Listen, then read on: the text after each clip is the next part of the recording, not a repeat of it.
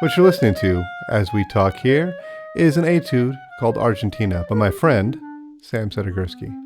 Sam has written 3 etude books, 2 duet books that are unlike anything I've ever actually experienced before. I feel fortunate to call Sam a good friend of mine. He joined me here at Clarinet Ninja headquarters and shared some ideas about where this came from, how he wrote them, why it is that they would be good for you to have. And we did some playing. We played a couple of the duets. I'm going to put the full version of this Argentina at the end so that you can hear this etude. And I hope you do, because I had to practice it pretty hard. The etudes are not easy. And but in not being easy, they are also very, very useful. There's lots of different styles of music, and all the things we work on with our pinkies and connecting our registers and articulation are all put in a very musical and relevant setting. The great part about it is that Sam has drawn from his wide set of experiences as a creative musician to bring us all of this music. Sam first became known to me many years ago, and I heard him as a saxophonist, and he also plays the flute in the fiddle glass ensemble, and is really taking the time in his life to put the clarinet at the center and become a really he already was a fantastic clarinet player, but a more focused fantastic clarinet player, a creative improviser, really a musician that we should all know. With that, I welcome Sam Sedigursky. You have 3 sets of etude books and 2 sets of duet books. What order did those get written in? Like which ones came first? The etude books, kind of like came out within 2 or 3 years of each other. I think the first one came out about 15 years ago. Okay. And that, for me, that was at a time in my life when I was moving towards like really putting making the clarinet my primary instrument.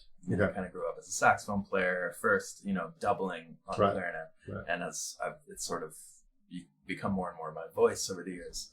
And it was a way for me to just, get deeper into the world of the clarinet and the technique. And I love to write, and it's just, I can write for 10 hours a day, and just like not even know the time is going by. And now when you were writing the Clarinet Etudes, were you thinking of a particular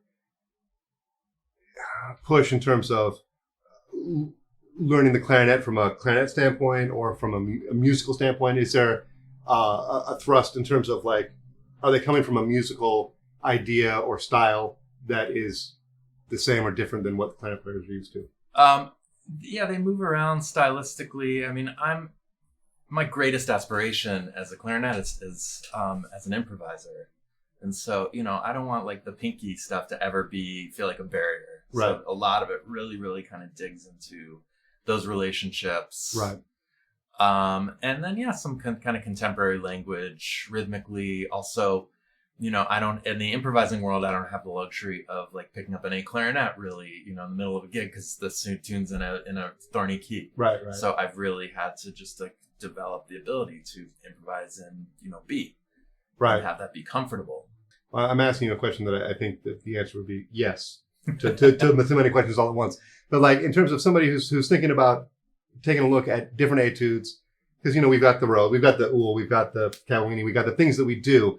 Where do you think that this fits into somebody's like progress as a clarinet player, or as just like, where does it fit in terms of like fun or difficulty level? Like, where does it set? I mean, because like sometimes what I feel like, the Rose etudes are great, but they are rhythmically complicated, and they sometimes are unapproachable unless there's a lot of general musicianship skills already in place. And do you feel like your etudes fit in that with that description? I think so. I mean, I feel like anything can be adapted. You can like approach most anything with like the level you're at by, altering the tempo. Sure. Could you speak to, are the etudes all from a particular style or genre, or does it move around based on? They do move around, especially like book 2 actually kind of like goes into some different stylistic things.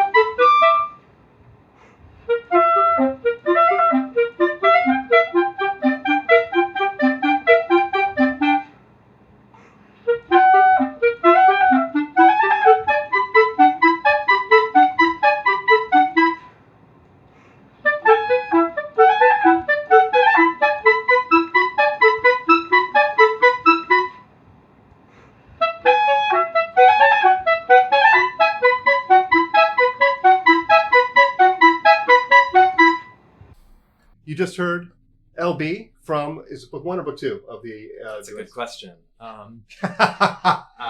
don't know. It was book 2. It was book 2. Excellent. So and that was inspired. LB stands for what? Leonard Bernstein. Leonard Bernstein. To me, it seems like, tell me if I'm wrong, that had to do with the duple meter then mixed in with the mixed meter, right? Yes. So that influenced by a lot of the things that he wrote. And that's one of the interesting things about these duets, in my eyes, is that they draw from a language and a style of music that is different than we're going to get if we play Clarinet Etudes or things that, something arranged for a clarinet by Beethoven. We're not going to get those types of things. First of all, to explain, Sam writes a lot of creative music that comes from a lot of different places. We're going to talk about some of it, but in terms of the stuff that we're talking about right now, in terms of these duets, how do you feel like your experiences as a jazz player, as an improviser, as a modern multiple instrument artist, how does that influence the stuff that you've written in these duet books?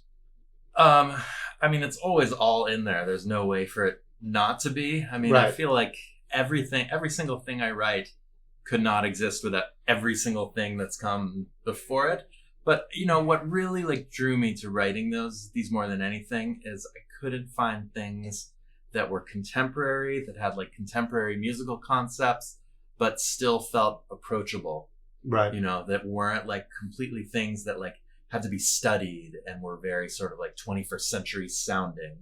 To me, there's contemporary elements in them, but two, strong players could get together and read through these and, hopefully be doing it pretty cleanly by the second or third go. Right. And there's, most contemporary stuff I've come across, really had to be kind of studied. Right. If someone's going to play the Poulenc duo. Yes. That's not you can't just get together and hang out and do that. Yes. That would take individual at-home practice. And I feel like these are tricky enough that to get a really great performance would take individual practice. But I do agree with you that you can sit together and have a nice time, spend 20 minutes checking it out, and you have something that is a reasonable facsimile of what is actually written. And is kind of respectful to the thing. I feel like if I sat down to try and play the Poulenc duo, it would be a disaster after 20 minutes. Still a disaster if I didn't practice it before I arrived.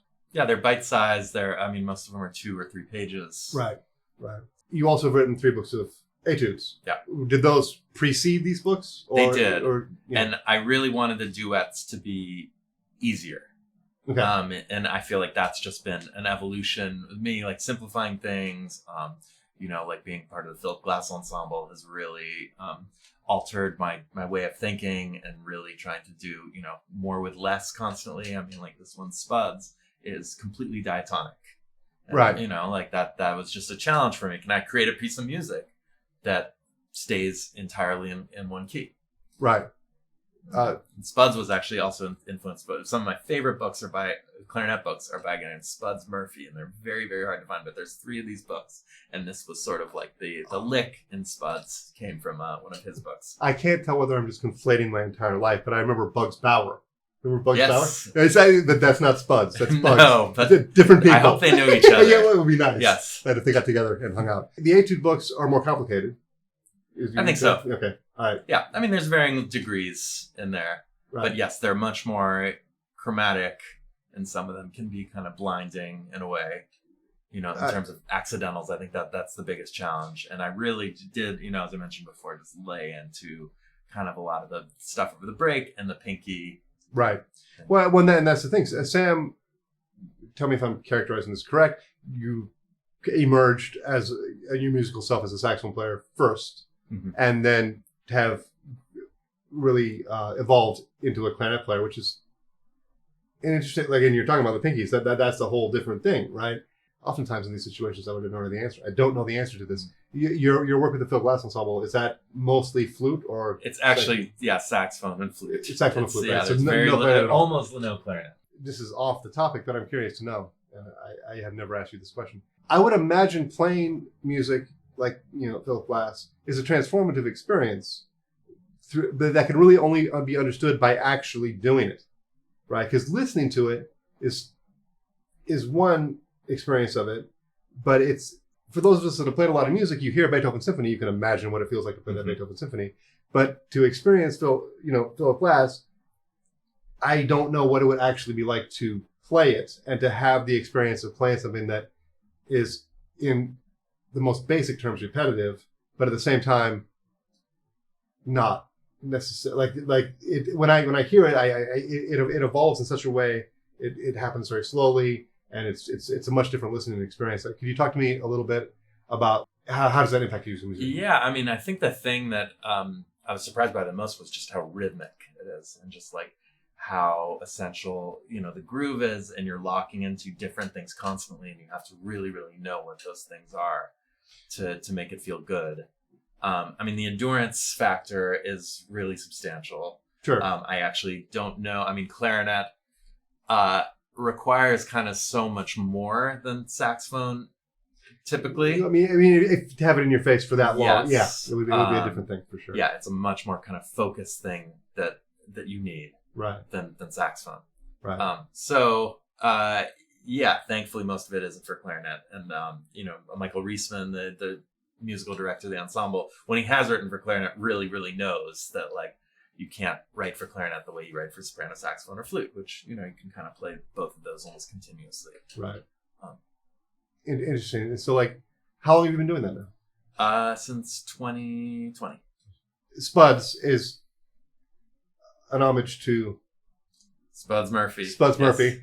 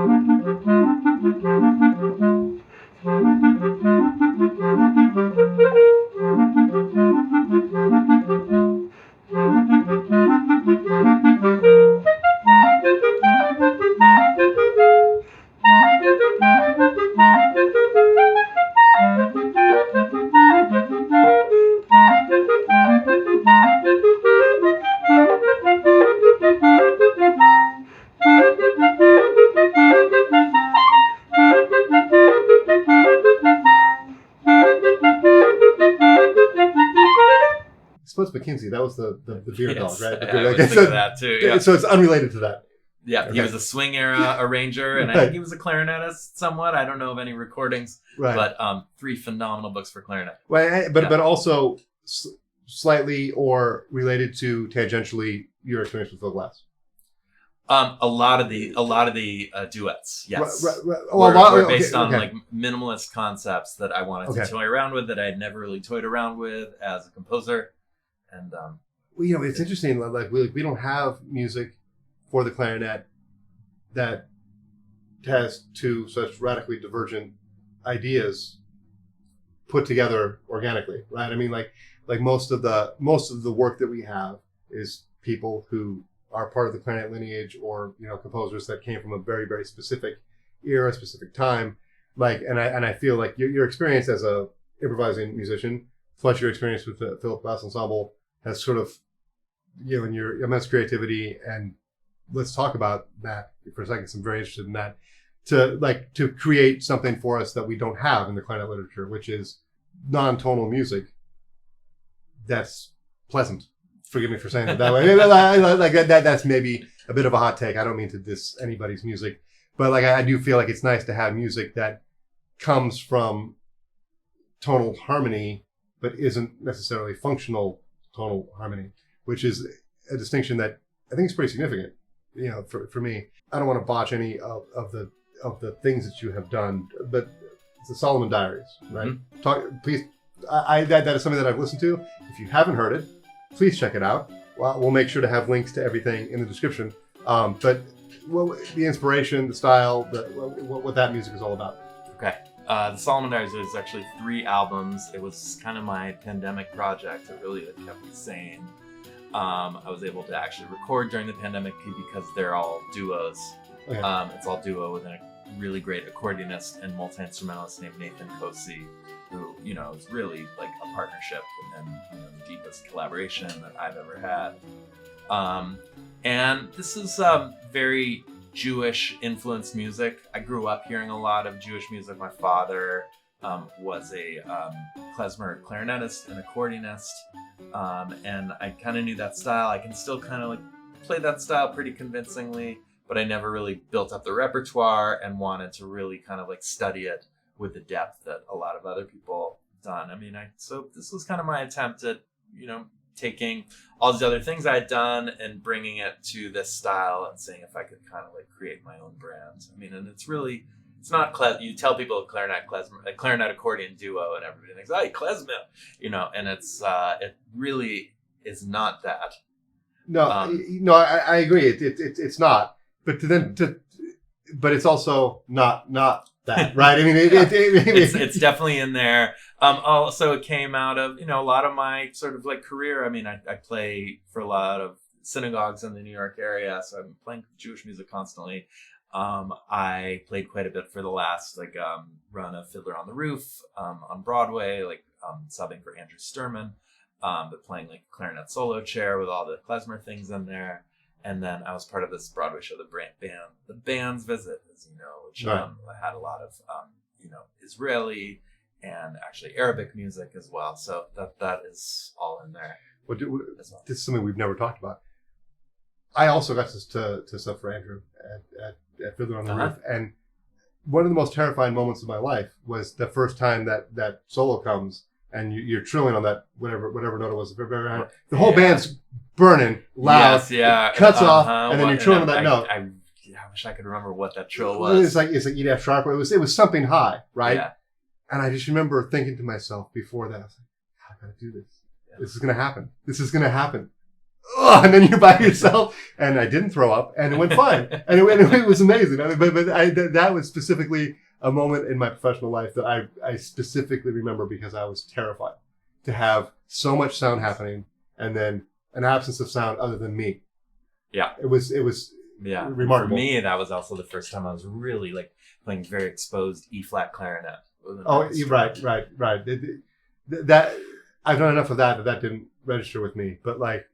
The idea that I'm going to play this solo and I'm able to play as loud as I could possibly play, and I'm giving a thumbs up on that happened.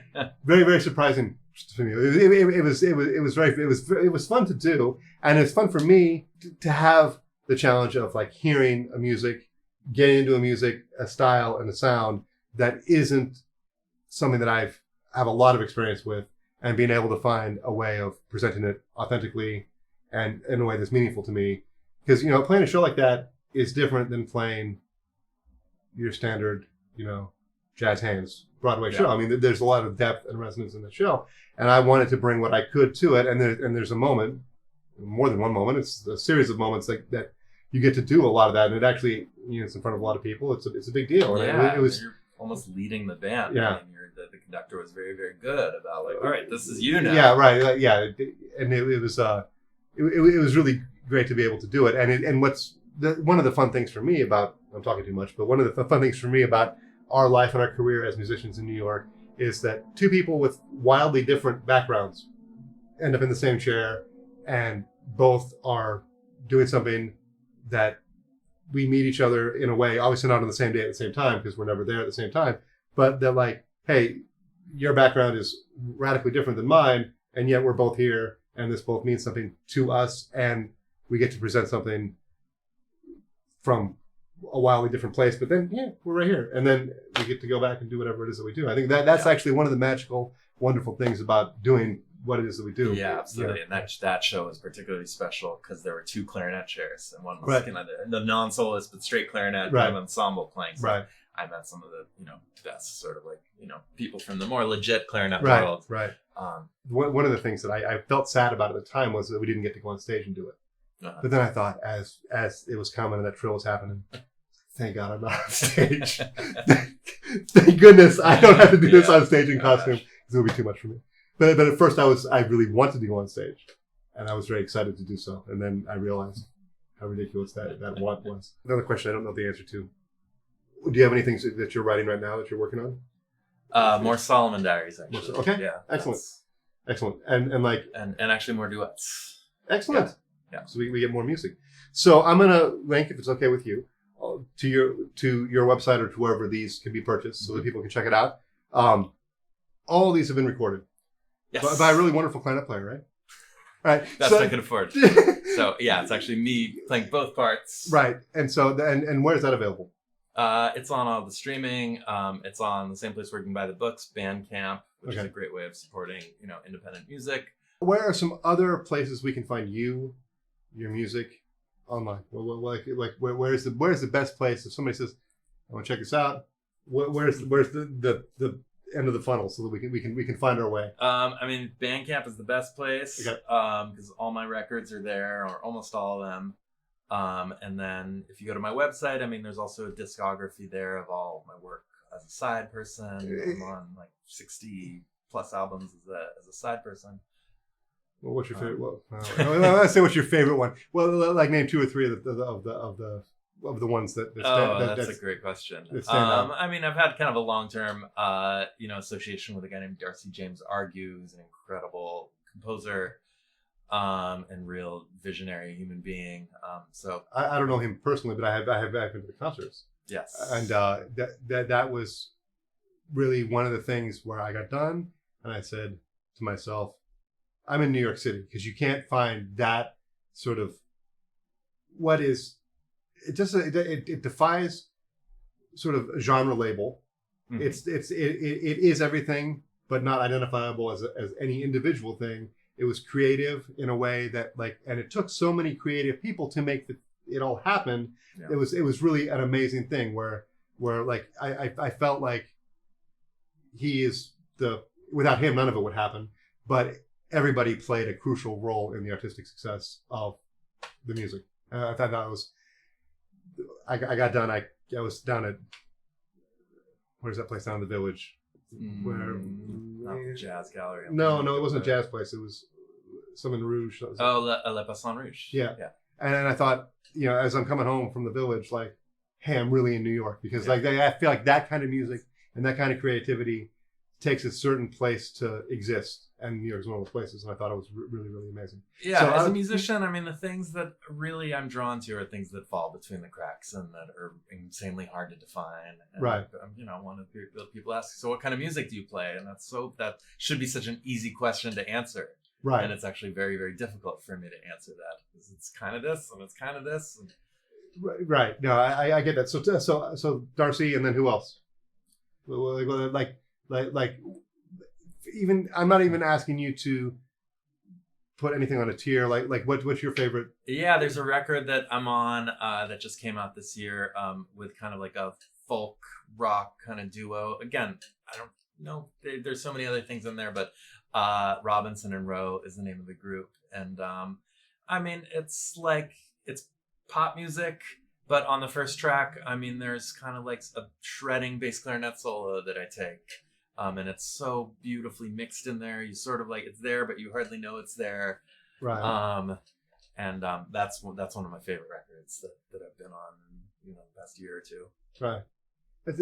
That's exciting stuff. Did you ever see Sideman when it was on Broadway? I did. That's one of the things that reminds me of you have an ability to do a wide variety of things and have that sound like that's the one thing that you do, which is the whole idea of what the traditional sideman can do, which is anything you ask.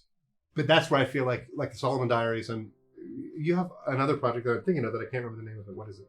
It was one before. I did a series of records with the Words Project. That's the early one. On, and those are all settings of poetry and text with a whole cast of singers, and those were really fun albums to make. It was a really hard group to perform with. It just required a lot of work, and it was very, very tough to do the adequate amount of rehearsals with the singers and everything. But I'm very, very proud of those records. And a lot of my music, to me, is I really don't like music for musicians. And to me, a lot of the contemporary music that I hear is almost created for this sort of insider club of people who are in the know. Right. And that's always just felt a little bit too insular for me. And yeah, I'm married to a non-musician. I mean, like, I really, my neighbors are non-musicians, and I really like try to reach them and give them a way in too, because I mean, music is just like advanced so much that I mean, we've just like left most people's sort of like understandings are decades and decades behind. And I really, when I perform, I try to really engage audiences and talk to them and say, this is in there, there's a story behind this piece.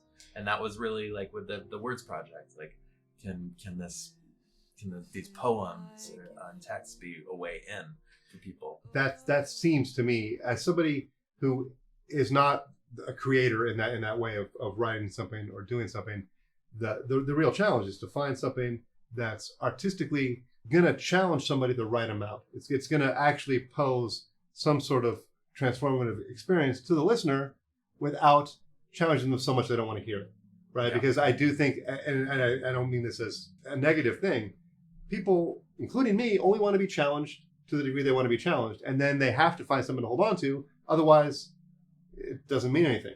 I can speak to the Solomon Diaries because I've heard it more recently. Absolutely captures a listener and there's enough things to understand coming from no understanding or no intentional understanding.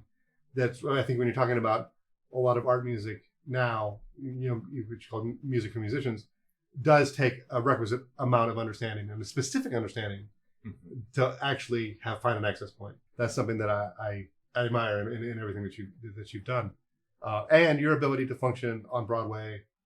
And in the band's visit, you actually like wandered around stage. You probably actually weren't wandering, but you were on stage. Yeah, we were on stage, and then you actually quite had a bit, quasi acting. Right. I mean, as far as I know, you didn't win a Tony for it, but you probably deserve one. Right. So I mean, you guys had to get in costume and stuff, right? Yeah, that was a really special show there because we were actually improvising. Right. The band was really featured. We were kind of the center of the story, right? Almost. But we had lots of spots where we were improvising. And that was a really unusual thing for Broadway. It's pretty unusual. Yeah. I mean, usually the idea is to play it exactly the same way. Yeah. That's nice. Good stuff. All right, Sam. Great. Thanks, man. My pleasure. All right. Thank you.